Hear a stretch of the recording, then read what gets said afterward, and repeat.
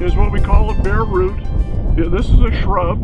You notice it's still dormant. That's important. As long as it's dormant, you can store them for some time. Now this one we had earlier soaked in water to make sure that we had a good wet root system. A lot of people want to leave it in a bucket of water for several days. Don't do that. You're going to lose viability in the seedling because it can't breathe. But go ahead and dip it in water before you plant it. You notice that we have some fairly long roots here. It's important that you work with those roots, because if you J-root it like this, it's going to have problems growing. It really wants to have, before it was ripped out of the ground so unceremoniously, it had its roots down in the ground. So we want to try to do that again. We want to watch for the root crown. Again, we can see where the roots stop. That's where it wants to go in the ground. You don't want to be burying this part, because that tissue is not is not adapted to being below ground. This part isn't adapted to being above ground. So try to find that same area that it grew from a seed in the ground so that you come out with the correct root area. So I'm going to put this down because I'm going to have to dig a bit more of a hole this time.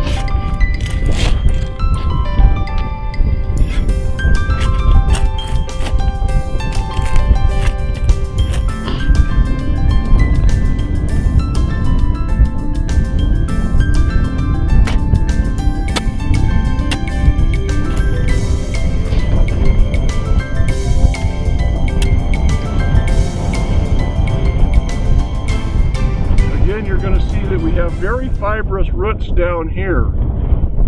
Sometimes if you want to, this one doesn't have, they're not terribly long. Sometimes they'll be much longer. If they are, and you're just the fibrous roots, rather than J-rooting them and pushing it down in, feel free to go ahead and take some of the root off.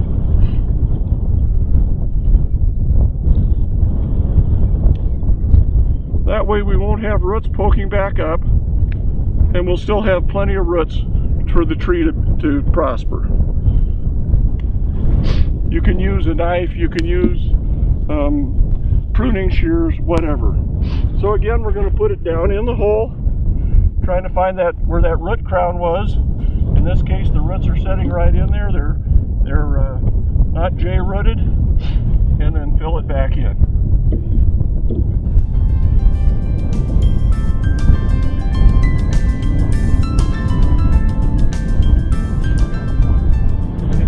Screaming here, that's because mixed in with this topsoil here are lots of brittle cactus, and I seem to have found some of them as I'm trying to plant this.